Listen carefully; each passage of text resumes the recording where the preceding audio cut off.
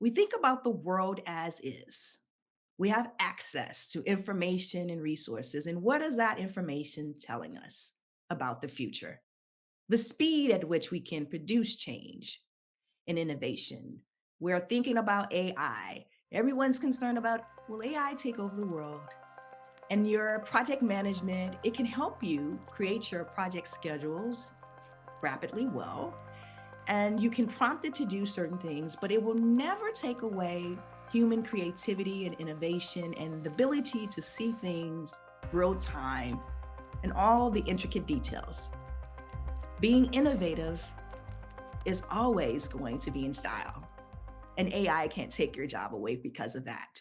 It can only assist you. Think of it as an assistant. And of course, think about the intellect that you need, the human capital, and also your reputation capital. All those things come into play as you think about scaling for the future. Remember to always consider as is. Again, we're talking about a deeper look at being an innovation capitalist. We've talked about a lot of things. Of course, focus on the people. Remember to take it to the team always. Deliver value and early and often. So when you think about innovation, it doesn't have to be perfect. It's about putting something out there, prototyping it, seeing what works, being innovative, reverse engineering, reworking as much as you can. And of course, you're thinking about your cost of doing so. And most importantly, you have a self organizing team. Remember, you're there to deliver the strategy. The people doing the tactical day to day work really know what's going on.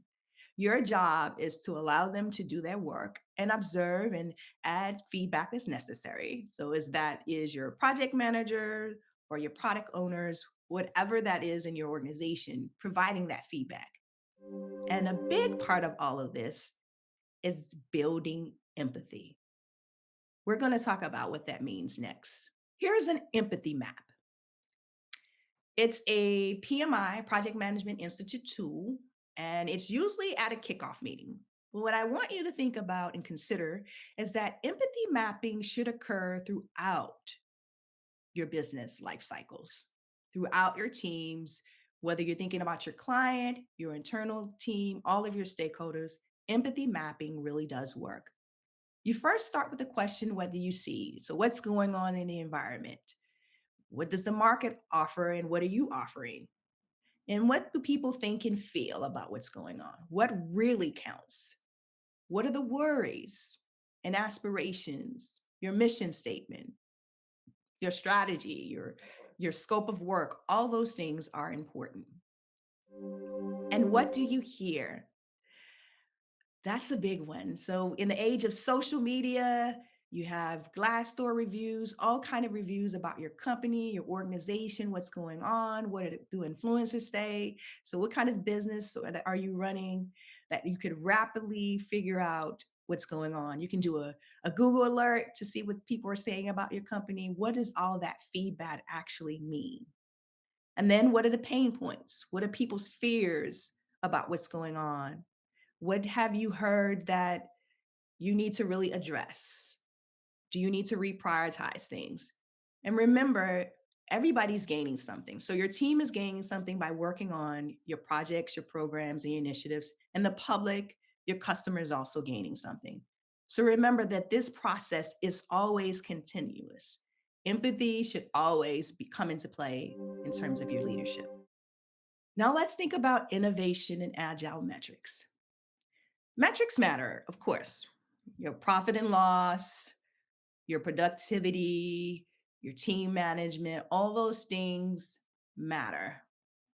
But we don't want to become overly emphasized on metrics. When people know they're being measured, they have the tendency to try to be perfect or hide things. And if you have data and charts, you want to make sure that's automated so no one tries to game the data to make it look better than it actually is. Because remember, data is feedback. And as you think about metrics and innovation, I want you to think about both qualitative and quantitative data. Both matter. I want you to embrace adaptability and be responsive to the feedback that you're receiving. How readily? So, do your customer service, do you have a 24-hour hotline? Do you wait 48 hours to respond to something? What is your response time to some feedback that you're receiving? Both good and bad. And you have a readiness to embrace change? Do you have change management documents and processes in place? So remember, while we think about velocity, throughput, and cycle time, all those things are important, but also keep innovation a part of the daily story. Remember the but then one day story that you're telling. And remember that innovation shouldn't be second nature or a second option. It should be something that's happening simultaneously with everything that's going on. So a big part of understanding being agile and agile metrics and scaling for the future is understanding your leading and lagging indicators. We've talked a lot about performance, profits and revenue, customer feedback, employee engagement. The most important thing about this slide is that you want to make sure that, of course, you're paying attention to the bottom line, your all of your lagging indicators. But your leading indicators are very important as you think about scaling for the future. So think about both of them together and don't place lagging indicators at the top of the list and saying that the leading indicators, we'll worry about that later. Though the things are not broken, we have a steady trend, but you want to make sure you're trending upward and not plateauing. Consider all those things. So remember that leading indicators should always be at the top of the mind when you're thinking about scaling for the future.